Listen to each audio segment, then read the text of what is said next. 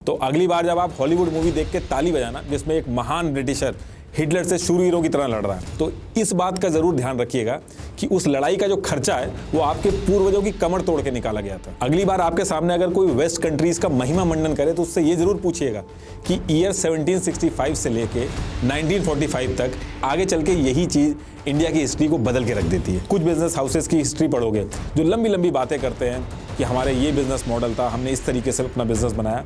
असल में सारे उस टाइम पे अंग्रेजों की दलाली करते थे। पूरा वेस्ट जो है ये फ्री ट्रेड की बहुत बात करता है, लेकिन Cambridge economic history of India में एक भी शब्द मेंशन नहीं किया इन्होंने। बहुत ही शॉकिंग है कि इवन आज की डेट तक डिस्ट्रिक्ट एडमिनिस्ट्रेटिव ऑफिसर को कलेक्टर बोला जाता है। आज की डेट का पूरा ये जो मॉडर्न कैपिटलिस्ट ग्लोबल सिस्टम है वो इसी लूट पे बना हुआ है। चोरी का पैसा मोरी से निकलता है। ब्रिटिशर्स इतना पैसा लूट के ले गए, लेकिन आज की डेट में इनकी इकोनॉमी देखिए, जब भी हम 1947 से पहले की बात करते हैं तो हम कहते हैं कि ब्रिटिशर्स ने इंडिया को कॉलोनाइज किया, गुलाम बना लिया, जबकि एक्चुअल में इंडिया को गुलाम एक प्राइवेट कंपनी ने बनाया था। लेकिन बात यह है कि एक प्राइवेट कंपनी इतने बड़े देश को कैसे गुलाम बना सकती है? ऐसी क्या सिचुएशन बनी होगी उस टाइम पे कि 125 लोगों की बनाई हुई कंपनी 70,000 पाउंड लेके एक पूरे देश को गुलाम बना देती है। आप अपने आसपास लोगों से पूछ के देखिएगा, बिट्स एंड पीसेस में अलग अलग चीजें सुनने को मिलेंगी, लेकिन बहुत ही कम लोग हैं जो एक्चुअल स्टोरी जानते हैं कि कैसे इंडिया को एक प्लानिंग के तहत एक प्राइवेट कंपनी ने लूटा और फिर उसी कंपनी को एक इंडियन संजीव मेहता ने खरीद के बदला लिया। आप इंडिया में हो या इंडिया के बाहर, हमको कैसे गुलाम बनाया गया ये चीज किसी ना किसी डिस्कशन में हमारे सामने आती है। इसलिए इस वीडियो को ऐसा बनाया गया कि कोई छोटा हो या फिर बड़ा हो, एक बार ये पूरी वीडियो देखने के बाद दुनिया के किसी भी कोने में जाके किसी से भी एक रीजनेबल डिस्कशन कर सके।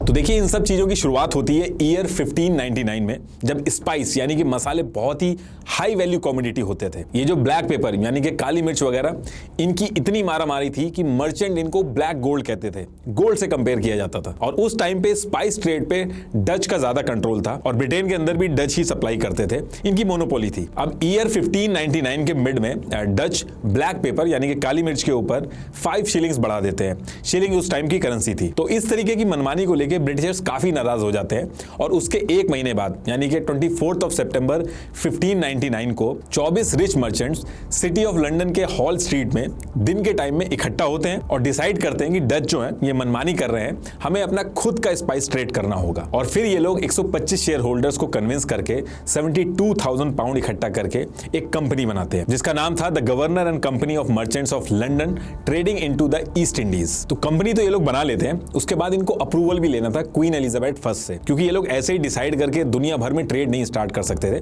तो इसके 3 महीने बाद यानी कि 31 दिसंबर 1599 को क्वीन एलिजाबेथ फर्स्ट इनको रॉयल चार्टर देती हैं कि आप लोग जाओ और ये सारी चीजें स्टार्ट करो। रॉयल चार्टर का मतलब था कि एक रिटर्न आदेश यानी कि राजकीय आदेश। इस रॉयल चार्टर के अप्रूवल का मतलब था कि अब ईस्ट इंडिया कंपनी जो कि इंग्लैंड के अंदर बनी है, वो दुनिया के अलग अलग जगह जाके स्पाइस और बाकी कमोडिटी सस्ते में खरीद सकती थी और वापस आके यूरोप में बेच सकती थी। एक तरह से ट्रेडिंग का लाइसेंस मिल गया था, जैसे आज की डेट में आप इंपोर्ट और एक्सपोर्ट के लिए लाइसेंस लेते हो, ठीक वैसे ही। ये जो रॉयल चार्टर क्वीन ने दिया था ये 15 साल के लिए दिया था और एक स्पेसिफिक एरिया भी दिया था कि इस पर्टिकुलर एरिया में ही जाके आपको ट्रेड करना है। और वो एरिया था केप ऑफ गुड होप के ईस्ट में और स्ट्रेट्स ऑफ मैगेलन के वेस्ट में। ये है केप ऑफ गुड होप और ये है स्ट्रेट्स ऑफ मैगेलन। ये यहां से लेके पूरा बस बीच का एरिया छोड़ दिया था, क्योंकि यहाँ पे पहले से ही ब्रिटेन काफी एक्टिविटी करता था। बेसिकली ईस्ट इंडीज एरिया में करना था, तो इसीलिए आगे चल के इस कंपनी का नाम ईस्ट इंडिया कंपनी पड़ा। अब क्वीन को पहले से ही पता था कि बाकी देश भी ट्रेड कर रहे हैं इन एरिया में, तो ईस्ट इंडिया कंपनी के लिए ऑलरेडी कंपटीशन बहुत ज्यादा होगा। तो क्वीन ने कहा कि इंग्लैंड की तरफ से सिर्फ ईस्ट इंडिया कंपनी होगी जो यहाँ पे जाके ट्रेड करेगी। इंग्लैंड की तरफ से बाकी कोई और कंपनी जाके वहां पे नहीं करेगी। इन केस अगर वो करती है तो उसका जो सामान है वो जब्त कर लिया जाएगा, क्योंकि ऑलरेडी उन एरियाज में कंपटीशन है और अलग से एक और कंपटीशन अपनी ही कंपनी का करना वो सही डिसीजन नहीं रहेगा। इसलिए क्वीन ने ये फैसला लिया। अब ये जो ईस्ट इंडिया कंपनी थी, जब ये ट्रेड करने उन इलाकों में जाएगी तो इसको दिक्कत ना हो, इसके लिए क्वीन ने इसको जरूरत से ज्यादा ही पावर दे दी थी। जैसे खुद के पैसे छापना, जिस एरिया में जाके लोग ट्रेड करेंगे वहां पे खुद के लॉ बना सकते थे, वहां पे खुद की फॉरेन पॉलिसी रख सकते थे, कोर्ट चला सकते थे, पनिशमेंट दे सकते थे, आर्मी रख सकते थे, ज्यूरिडिक्शन क्लेम कर सकते थे। एग्जाम्पल के तौर पे आप इसको इस तरीके से समझ लीजिए कि एक दिन मुकेश अंबानी मोदी जी के पास जाएं और कहें कि मसालों की बहुत जरूरत है इंडिया को, मसाले बहुत ही महंगे होते जा रहे हैं और ऑस्ट्रेलिया का जो एरिया है वहां पे मसाले बहुत ही अच्छे हैं और सस्ते हैं। तो मैं काम करता हूं कि मैं कुछ लोगों के साथ एक कंपनी बना के वहां पे जाता हूं और ट्रेड स्टार्ट करता हूं। इससे देश का काफी फायदा होगा और आपको कोई पैसा वगैरह नहीं लगाना, आप बस ये जो कंपनी हमने बनाई है इसको अप्रूवल दे दो। अब मोदी जी परमिशन तो दे दें, उसके साथ साथ ये भी कह दें कि ये देश के लिए काफी अच्छा रहेगा, इसलिए उस एरिया में इंडिया से तुम्हारी कंपनी के अलावा कोई और कंपनी नहीं जाएगी, ताकि कंपटीशन आपस में ही ना हो। साथ में मोदी जी ये भी कहते हैं कि वहां पे तुम लोग जब जाओगे तो इतने बड़े लेवल पे ट्रेड करोगे, आपको सामान वगैरह रखना होगा, और उस एरिया में आप जाके अगर ट्रेड वगैरह करोगे तो अपने हिसाब से आप कोर्ट के लॉ वगैरह भी बना सकते हो। इतने ज्यादा लोग एक साथ काम करेंगे, गलतियां होंगी तो पनिशमेंट वगैरह भी आप दे सकते हो, और जरूरत पड़े तो ऑस्ट्रेलिया की जमीन जो है उसको भी यूज कर लेना। और उनकी कंट्री का क्या लॉ कहता है इसके बारे में ज्यादा मत सोचना, जो होगा वो देख लिया जाएगा, बस जाके हमारे इंडिया का फायदा करवाओ। तो कुछ इसी तरीके से बहुत सारी पावर्स ईस्ट इंडिया कंपनी को भी दे दी गई थी। अब ईस्ट इंडिया कंपनी को उस एरिया में जो जाके ट्रेड करना था उसमें पैसा बहुत ज्यादा लगना था और रिस्क बहुत ज्यादा था, और ब्रिटिशर्स उस पर्टिकुलर टाइम पे इतने ज्यादा पैसे वाले नहीं थे। तो उन्होंने काम किया, उन्होंने ईस्ट इंडिया कंपनी को एक जॉइंट स्टॉक कंपनी की तरह बनाया। मतलब कि आपको कंपनी में काम करने की जरूरत नहीं है, आप बस कंपनी में पैसा लगाइए, उसके स्टॉक ले लीजिए, जब कंपनी को प्रॉफिट होगा तो आपको भी प्रॉफिट मिलेगा। ठीक उसी तरीके से जिस तरीके से अभी आप शेयर्स खरीदते हैं, ठीक वही चीज ईस्ट इंडिया कंपनी का सिर्फ एक ही ऑब्जेक्टिव था कि अपना मुनाफा करना और जिन शेयर होल्डर्स ने इस पर पैसा लगाया था उनको प्रॉफिट बना के देना।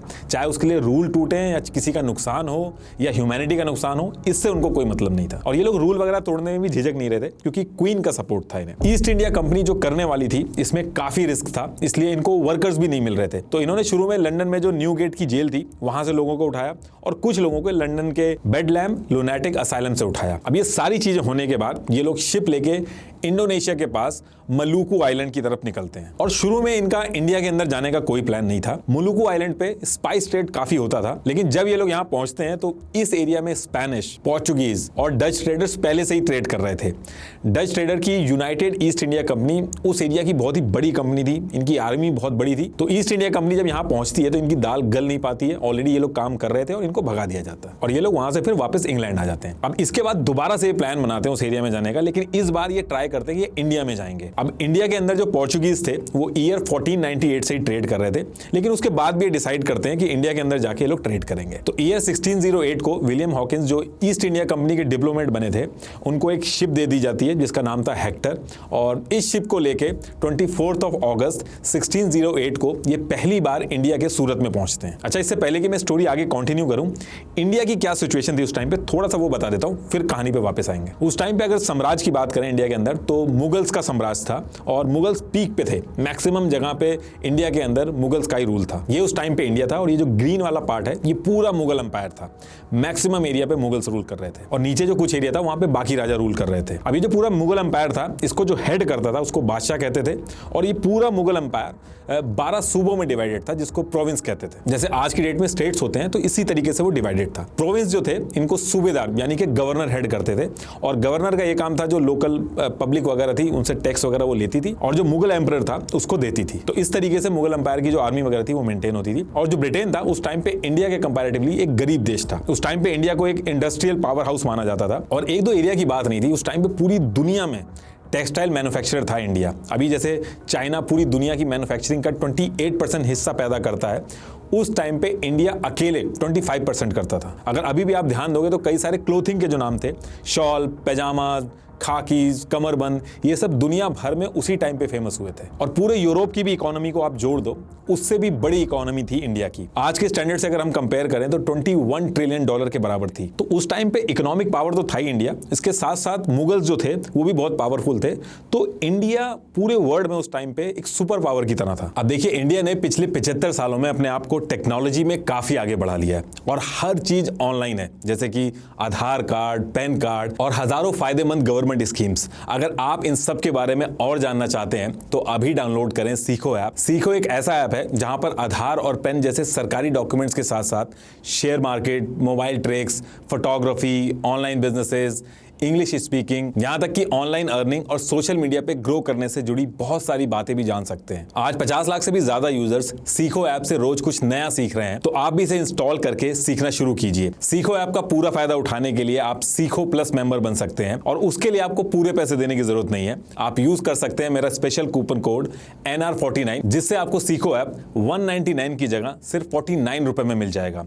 आज ही डाउनलोड करें सीखो ऐप और रहें टेक्नोलॉजी की रेस में सबसे आगे। तो टॉपिक पे वापस आते हैं। 24 अगस्त 1608 को विलियम हॉकिंस इंडिया के सूरत में पहुंचते हैं। सूरत में पहुंचने के बाद विलियम को समझ में आ गया था कि यहाँ पे ऑलरेडी जो पोर्चुगीज ट्रेडर्स हैं इनकी मुगल से अंडरस्टैंडिंग काफी ज्यादा है और ये काफी टाइम से ट्रेड कर रहे हैं। और विलियम को ये भी समझ में आ गया कि अगर यहां भी ट्रेड करना है तो मुगल जो है उनको इंप्रेस करना होगा, उनकी परमिशन लेनी होगी। और उस टाइम पे आगरा जो था वो कैपिटल था इंडिया का और वहीं से सारे अप्रूवल वगैरह मिलते थे। तो विलियम सूरत से उठ के सीधे आगरा पहुंचते हैं और जैसे तैसे करके जहांगीर से बात करने की कोशिश करते हैं और जहांगीर को इंप्रेस करने के लिए काफी चापलूसी भी करते हैं। जैसे ये थे गोरे लेकिन ये अफगान ड्रेस पहन के गए वहां पे और टूटी फूटी टर्किश लैंग्वेज में बात करने की कोशिश कर रहे थे और कई तरीके के गिफ्ट्स भी लेके गए थे। अब पहली चीज, जो मुगल्स थे वो ब्रिटिशर्स के साथ काम करके पोर्चुगीज ट्रेडर को नाराज नहीं करना चाहते थे। और दूसरी चीज, मुगल्स ब्रिटिशर्स को काफी गंवार और असभ्य समझते थे, तो इनको बिल्कुल भी एंटरटेन नहीं किया। बस जब ये जा रहे थे विलियम, तो इनको एक आर्मेनियन क्रिश्चियन वाइफ को गिफ्ट कर दिया था। इसके बाद एक बार और ये लोग शिप लेके सूरत आते हैं, लेकिन लोकल ऑफिशियल जो थे सूरत के, उन्होंने पोर्चुगीज ट्रेडर के डर से इनको वापस भेज दिया। इधर ईस्ट इंडिया कंपनी के जो ऑफिशियल्स थे वो ट्राई कर रहे थे कि कुछ बात बन जाए मुगल से, और उधर ब्रिटेन में 24 मार्च 1603 क्वीन एलिजाबेथ फर्स्ट की डेथ हो जाती है और सेम डे ब्रिटेन के नए किंग बनते हैं किंग जेम्स। इसके बाद ईस्ट इंडिया कंपनी के जो डायरेक्टर थे वो किंग जेम्स से मिलते हैं और उनसे रिक्वेस्ट करते हैं कि अगर वो ऑफिशियल डिप्लोमेट भेजेंगे तो उनकी बात ज्यादा सीरियसली ली जाएगी और हो सकता है उनका काम बन जाए। किंग जेम्स जो थे वो इस बात को मान जाते हैं और 18 सितंबर 1615 को अपना एक official ambassador sir Thomas Roe को शिप से सूरत भेजते हैं। सर थॉमस एक स्मार्ट आदमी था, उसने विलियम हॉकिंस की तरह गलतियां नहीं की। वो जहांगीर से जाके मिला और उसने जहांगीर को इंग्लैंड से ट्रेड करने के फायदे समझाए। उसने समझाया कि जब ईस्ट इंडिया कंपनी यहां पे आके ट्रेड करेगी तो सालाना आपको पैसा देगी ट्रेड करने का, इससे आपका भी फायदा होगा। जहांगीर को थॉमस की बात समझ में आती है और 3 साल लगातार ट्राई करने के बाद जहांगीर एक शाही फरमान जारी करते हैं जिसमें लिमिटेड एरिया में ईस्ट इंडिया कंपनी को ट्रेड करने के लिए अलाउ किया जाता है और इसके बदले में ईस्ट इंडिया कंपनी साल का पैसा देगी। तो सबसे पहले सूरत में फैक्ट्री खोलने को अलाउ करते हैं विद लिमिटेड ट्रेडिंग राइट्स। अब इसके बाद सर थॉमस इंग्लैंड वापस आने के बाद ईस्ट इंडिया कंपनी के जो डायरेक्टर थे इनको समझाते हैं कि मुगल्स काफी स्ट्रांग है, इनसे लड़ाई करना कोई ऑप्शन नहीं है, इसलिए तुम अंदर लैंड में घुसने की बजाय जितने भी सी पोर्ट्स हैं उनके थ्रू अपना ट्रेड करो और इंडिया से सस्ते में सामान खरीद के यूरोप में महंगे में बेचो। तो ईस्ट इंडिया का काम जो था वो इंडिया के अंदर स्टार्ट तो हो गया था, लेकिन इनके एम्बिशंस बहुत बड़े बड़े थे। तो इन्होंने गोलकोंडा के सुल्तान से बात करके आंध्र प्रदेश के मछलीपट्टनम में परमिशन लेके दूसरी फैक्ट्री खोल ली। इसके बाद ईयर 1620 में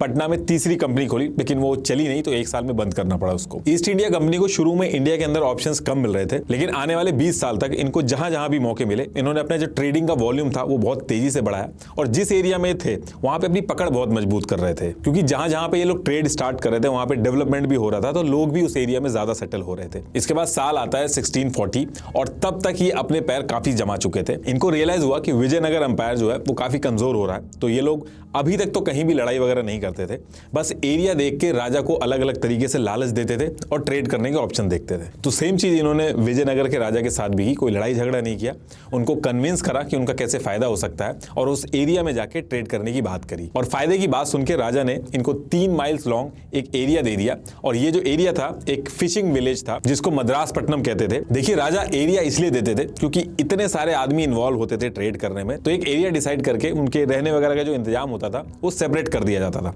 ताकि आम जनता को इशू ना हो। तो जब इनको यहाँ पे एक एरिया मिला तो इन्होंने किले वगैरह भी बना लिए थे और उसके पीछे रीजन ये दिया था कि इतना सामान वगैरह यहाँ पे रहता है तो उसकी सिक्योरिटी के लिए किला बनाना बहुत जरूरी है। और इस एरिया में जो फोर्ट बनाया था उसको ब्रिटिशर्स ने नाम दिया था फोर्ट सेंट जॉर्ज और फिर इसी एरिया में कुछ पार्ट और जुड़ा और आगे चल के इसका नाम मद्रास पड़ा। तो कई सालों तक यहाँ ट्रेड किया इन्होंने। उसके बाद ईयर आता है 1662 और उस टाइम के इंग्लैंड के राजा थे चार्ल्स सेकंड। उन्होंने पोर्चुगीज क्वीन कैथरीन से शादी की, तो दहेज में एक आइलैंड मिलता है इनको इंडिया के अंदर जिसपे पोर्चुगीज का कब्जा था। इस आइलैंड को बुम्बई बोला जाता था, जैसे आज की डेट में हम लोग मुंबई बोलते हैं। और जब ये एरिया ब्रिटेन को दहेज में मिलता है तो ईस्ट इंडिया कंपनी के लिए बड़ा आसान था यहाँ पे ट्रेड करना, तो इस तरीके से बॉम्बे भी ईस्ट इंडिया कंपनी के पास आ जाता है। अब ब्रिटिशर्स जो थे वो ट्रेड करके कमा तो रहे थे, लेकिन सब सी पोर्ट पे ही ट्रेड कर रहे थे क्योंकि मुगल्स इनको घुसने नहीं दे रहे थे सही से। उस पर्टिकुलर टाइम पे बंगाल का जो एरिया था इंडिया के अंदर, उसमें आज के टाइम का उड़ीसा, बंगाल, बांग्लादेश और बिहार आता था। ये एरिया उस टाइम पे इंडिया में ही नहीं बल्कि दुनिया भर में सबसे प्रॉस्पेरस इलाकों में आता था। फसल बहुत ही अच्छी पैदा होती थी और ढाका की टेक्सटाइल मैन्युफैक्चरिंग उफान पे थी उस टाइम पे। तो यही रीजन था कि ईस्ट इंडिया कंपनी शुरू से ही बंगाल में ट्रेड करने के सपने देखती थी और आगे चल के यही चीज इंडिया की हिस्ट्री को बदल के रख देती है। तो उस टाइम पे बंगाल सूबे का जो गवर्नर था शाइस्ता खान, जो कि मुगल एम्परर औरंगजेब का मामा था और ईस्ट इंडिया कंपनी को ज्यादा पसंद नहीं करता था, तो स्पेशली इनको मनाने के लिए बंगाल के अंदर अच्छे से ट्रेड कर पाए, east India company William hedges को भेजती है और विलियम काफी हद तक कामयाब भी होते हैं इस चीज में और एग्रीमेंट वगैरह करके छोटे लेवल पे ट्रेड भी स्टार्ट हो जाता है ईस्ट इंडिया कंपनी का बंगाल के अंदर। अब होता क्या है कि ईयर 1681 में ईस्ट इंडिया कंपनी का डायरेक्टर चेंज होता है जिसका नाम था जोशिया चाइल्ड। तो ये जोशिया चाइल्ड थोड़ा एरोगेंट था, तो इससे पहले विलियम ने जो एग्रीमेंट वगैरह करे थे, ट्रेड शुरू करवाया था बंगाल के अंदर, उसको ये सही से फॉलो नहीं करता था और इस चीज को लेके बंगाल का जो गवर्नर था वो काफी खुश नहीं था।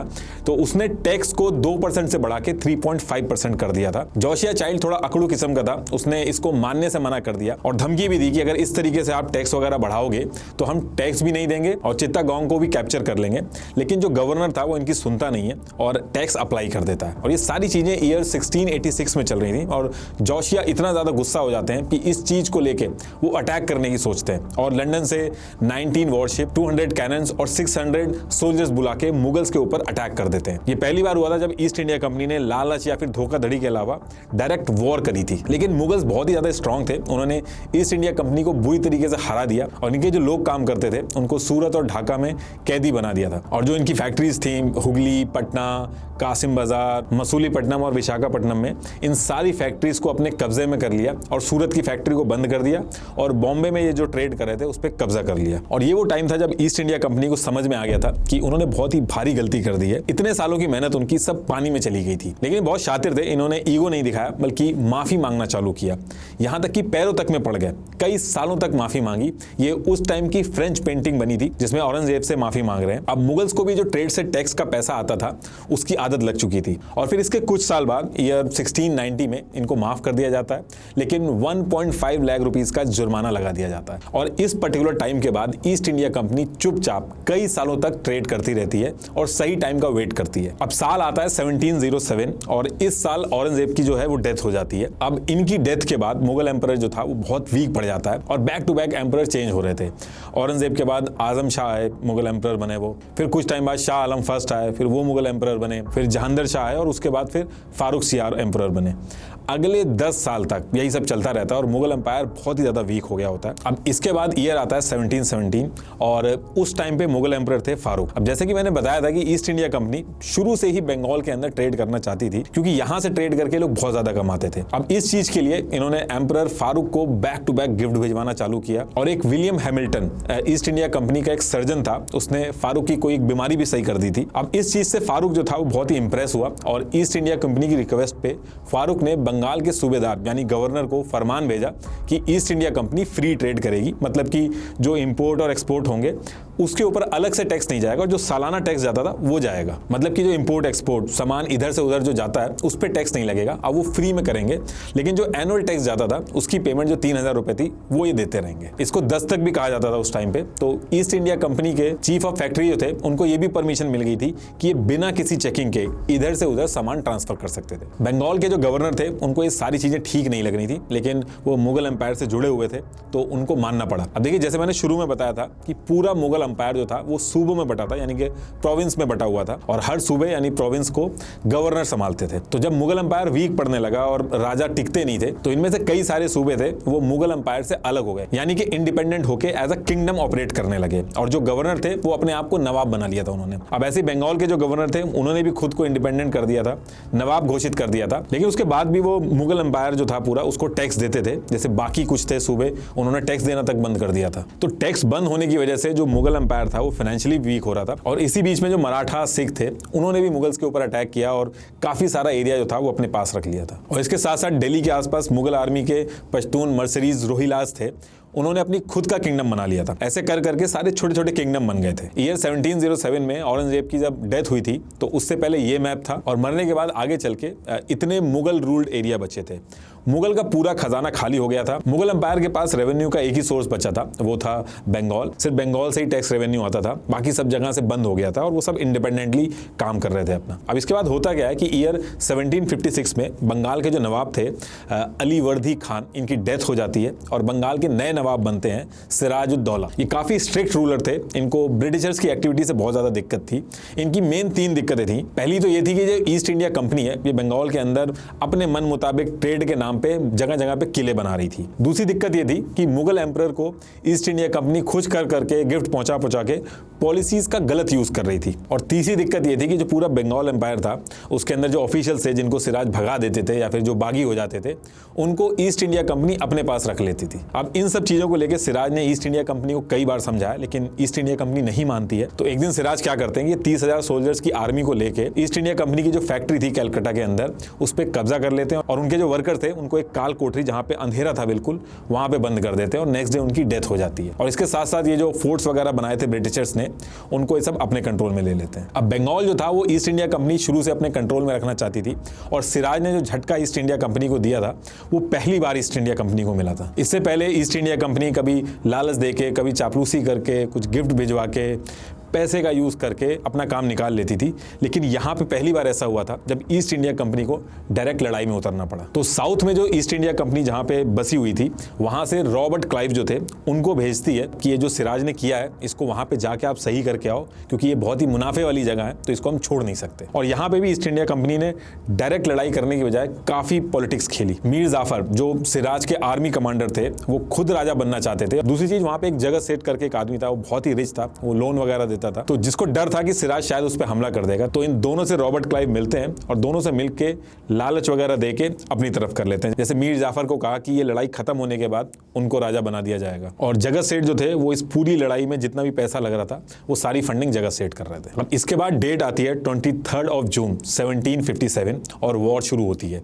पूरी लड़ाई में सिराज के कमांडर मीर जाफर बैकफुट पे थे और एक दिन लड़ाई के टाइम पे ही बारिश हो जाती है। ब्रिटिशर्स तो अपने वेपन्स को कवर कर लेते हैं लेकिन सिराज के वेपन जो थे वो भीग जाते हैं जिसकी वजह से वो काम नहीं करते हैं और यही मौका देख के मीर जाफर जो थे वो फौज को पीछे खींच लेते हैं और ईस्ट इंडिया कंपनी जीत जाती है और अपने वादे के हिसाब से मीर जाफर को ईस्ट इंडिया कंपनी नवाब बना देती है बंगाल का। अब देखिए, लेकिन मीर जाफर को नवाब इसलिए नहीं बनाया था क्योंकि ईस्ट इंडिया कंपनी अपने वादे की बहुत पक्की थी, क्योंकि वादे तो उन्होंने हजारों बार तोड़े थे। ये चीज वो इसलिए करते थे क्योंकि ईस्ट इंडिया कंपनी की एक पॉलिसी थी कि कहीं पे भी खुद रूल नहीं करते थे बल्कि अपना एक पपेट राजा बना के बैठा देते थे और उस पपेट राजा के थ्रू ये लोग अपने ट्रेड की पॉलिसीज वगैरह चेंज कराते थे और जितना भी रेवेन्यू सिस्टम रहता था वो सब ले लेते थे।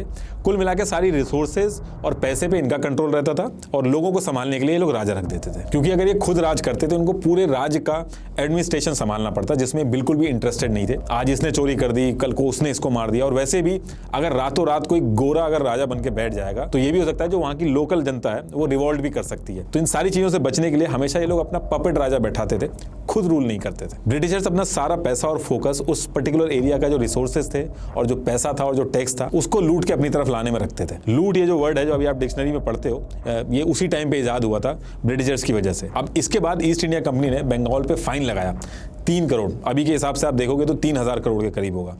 ईस्ट इंडिया कंपनी जहां भी लड़ाई करती थी या फिर लड़ाई में इन्वॉल्व होती थी तो उस पर फाइन लगाती थी। उनका यह कहना था कि तुम्हारी बेवकूफ़ी की वजह से लड़ाई करनी पड़ी है और इस लड़ाई में हमारा इतना खर्चा हुआ है तो ये जो पैसा है ये आपको देना पड़ेगा। ये सारा पैसा ये खजाने से या फिर टैक्स रेवेन्यू सिस्टम जो होता था उसमें से निकालते थे। ईस्ट इंडिया कंपनी कई तरीके से एग्रीमेंट करवाती थी और एग्रीमेंट ना पूरा होने पर टैक्स के ऊपर पूरा कंट्रोल ले लेती थी। इस पूरी लड़ाई को बैटल ऑफ प्लासी कहा जाता है और इस लड़ाई के बाद ब्रिटिशर्स को समझ में आ गया था कि असली कमाई तभी हो पाती है जब पॉलिटिकल कंट्रोल होता है, क्योंकि जब इनके पास पॉलिटिकल कंट्रोल आया तो पूरा का पूरा टैक्स इनके पास आ रहा था और जिस तरीके से ट्रेड करना चाहते थे उस तरीके से कर रहे थे। तो इसके बाद ब्रिटिशर्स ने पैसे वगैरह देके लोकल लोगों को भी अपनी आर्मी में रखा और इंग्लैंड से और आर्मी भी मंगवाई और पैसा इनके पास जरूरत से ज्यादा हो गया था तो जहां पे जरूरत पड़ती थी वहां पे राजा वगैरह को पैसे देके अपनी तरफ कर लेते थे। बैटल ऑफ प्लासी के बाद ये सारा जो एरिया था ये ब्रिटिशर्स के कंट्रोल में आ गया था। अब इसके बाद ईयर आता है 1764 और उस टाइम पे जो ब्रिटिशर्स ने बंगाल का नवाब बना के रखा था उनके ऊपर भी आम जनता से बहुत प्रेशर आने लगा था, क्योंकि ईस्ट इंडिया कंपनी बहुत ज्यादा पैसे और रिसोर्सेज ले रही थी बंगाल का, तो इससे लोगों का भी बहुत प्रेशर बन रहा था। तो इन सारी चीजों की वजह से बंगाल के जो नवाब थे वो अवध के नवाब और Mughal emperor east India company के खिलाफ लड़ाई शुरू कर देते हैं। इसको बैटल ऑफ बक्सर भी बोला जाता है, लेकिन यहाँ पे भी इनकी कोऑर्डिनेशन सही नहीं थी तो ये लड़ाई भी ईस्ट इंडिया कंपनी से ये लोग हार जाते हैं। इसके एक साल बाद 1765 में ट्रीटी ऑफ इलाहाबाद हुई जिसमें रॉबर्ट क्लाइव जो थे उन्होंने खुद को बंगाल का गवर्नर और कमांडर ऑफ चीफ घोषित कर दिया था और इसके साथ साथ जितने भी दीवानी राइट्स थे ईस्ट इंडिया कंपनी ने खुद के पास रख लिए थे। मतलब कि बंगाल के अंदर अब जितना भी रेवेन्यू कलेक्ट होगा उस सब पे ईस्ट इंडिया कंपनी का हक होगा। इस पूरे गेम को अगर मैं बहुत ही सिंपल तरीके से समझाऊं, एक एग्जांपल समझाऊं, जैसे अभी हमारे यहाँ क्या होता है कि गवर्नमेंट टोल प्लाजा का जो कलेक्शन होता है वो प्राइवेट कंपनी को दे देती है कि आप जितना मर्जी टोल कलेक्ट करो, बस साल का एक फिक्स अमाउंट हमें दे देना और उसका मेंटेनेंस वगैरह सब आपको देखना होगा। लेकिन अगर ऐसा मान लो कि आप ये जो टोल कलेक्टर है ये बहुत ज़्यादा पावरफुल हो जाए, जो सरकार के हेड हैं उनको किडनैप कर लें या मार दें या उनको किसी तरीके से कन्विंस कर लें अपनी तरफ, और ये जितने भी ठेके हैं इन सबकी जो पेमेंट आ रही है वो अपने पास रख लें और गवर्नमेंट को कुछ भी देना बंद कर दें, और उसके बाद मन चाहा टोल कलेक्ट करने लगें, और फिर सड़क बनवाना हो, उसको रिपेयर करवाना हो, उसके लिए मना कर दें और लोगों को बोलें कि ये तो सरकार का काम है। ऐसा ही ईस्ट इंडिया कंपनी भी कर रही थी। इन्होंने बिहार, उड़ीसा और बंगाल से इतना ज़्यादा टैक्स कलेक्ट किया कि कुछ बचा ही नहीं। ईयर 1770 में बिहार और बंगाल में अकाल पड़ गया था। 70 लाख से 1 करोड़ लोगों की डेथ हो गई थी। अब आप बोल सकते हो कि अकाल तो नेचर की वजह से होता है, लेकिन इसका मेन रीज़न जो था उसके पीछे ईस्ट इंडिया कंपनी की एग्रेसिव पॉलिसी थी। और जब इस भुखमरी से लोग मर गए थे तो जो मरे हुए लोग थे उनका जो टैक्स बनता था वो जिंदा लोग जो थे उनसे कलेक्ट किया गया, और जो गेहूं वगैरह भी बचा था उन सबको भी अपने पास रख लिया। लोग भूखमरी से मरे उस एरिया में। बंगाल जो था वो इतना प्रॉस्पेरस रीजन था, इन्होंने लूट लूट के वहां पे भूखमरी फैला दी थी, और लूटने के बाद ये सारा पैसा जो ईस्ट इंडिया कंपनी थी आराम से ब्रिटेन में पहुंचा देती थी और खुद और स्ट्रॉन्ग डे बाय डे होती जा रही थी। बैटल ऑफ बक्सर के बाद ये सब एरिया ब्रिटिश के कंट्रोल में आ गया था। नॉर्थ इंडिया में पूरी तरीके से ब्रिटिशर्स का कब्जा हो चुका था, लेकिन इनकी ग्रीड जो थी वो खत्म नहीं हो रही थी।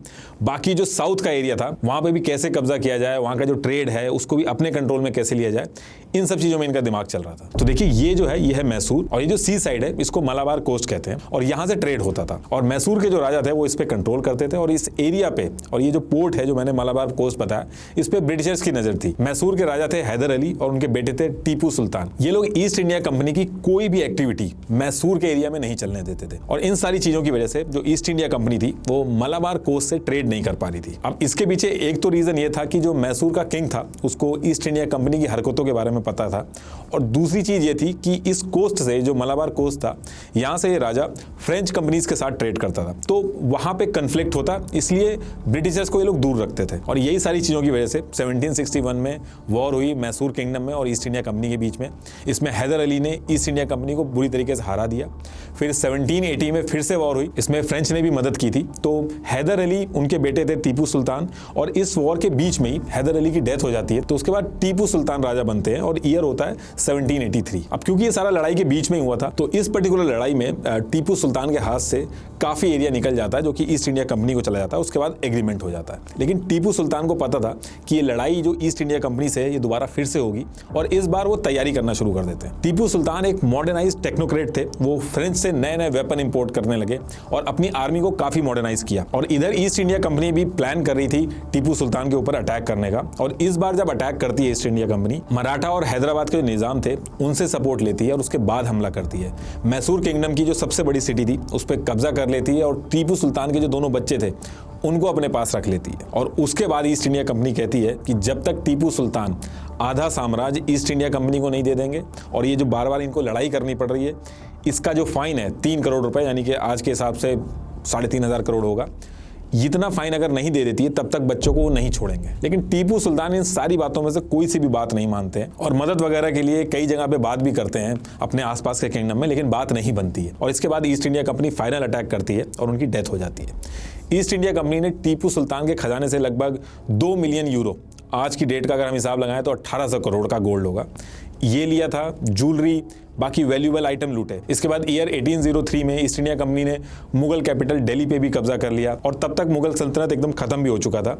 बादशाह के पास अब कोई इनकम नहीं बची थी, क्योंकि पूरा रेवेन्यू जो था वो ईस्ट इंडिया कंपनी के पास जाता था। और दिल्ली पे भी अपना कंट्रोल लेने के बाद मराठा, जिनकी मदद लेके ईस्ट इंडिया कंपनी ने टीपू सुल्तान को हराया था, उनके ऊपर भी अटैक कर देती है, और मल्टीपल वॉर होती है मराठा किंगडम और ईस्ट इंडिया कंपनी के बीच में, और finally east India company Maratha kingdom पे भी कब्जा कर लेती है। इसके बाद आगे चल के सिख एम्पायर पे भी कब्जा कर लेती है, कई सारी लड़ाई यहाँ पे भी होती है। ईयर 1847 में ईस्ट इंडिया कंपनी ने डॉक्ट्रिन ऑफ लैप्स इंट्रोड्यूस किया कि इस डॉक्ट्रिन के मुताबिक अगर कोई इंडियन रूलर की डेथ हो जाती है तो वो automatically east India company control में आ जाएगा, अगर उसका कोई मेल वारिस नहीं है तो। और इस रूल की वजह से उदयपुर, झांसी और अवध जैसे किंगडम जो थे वो भी कंपनी के कंट्रोल में आ गए थे। और ऐसे कर करके ईस्ट इंडिया कंपनी ने पूरे इंडिया पे कंट्रोल ले लिया था। और ऐसा भी नहीं था कि ईस्ट इंडिया कंपनी ने सिर्फ इंडिया में ही गड़बड़ करी थी, ये लोग अपने देश ब्रिटेन में भी गड़बड़ कर रहे थे। ईस्ट इंडिया कंपनी के पास इतना ज्यादा पैसा आ गया था कि इन्होंने ब्रिटिश पार्लियामेंट के अंदर भी काफी नजदीकियां बढ़ाई। रॉबर्ट क्लाइव जैसे लोगों ने इंडिया से पैसा लूट लूट के ब्रिटिश का जो पार्लियामेंट था वहां की सीटें और वहां के एमपीज दोनों को खरीदना शुरू किया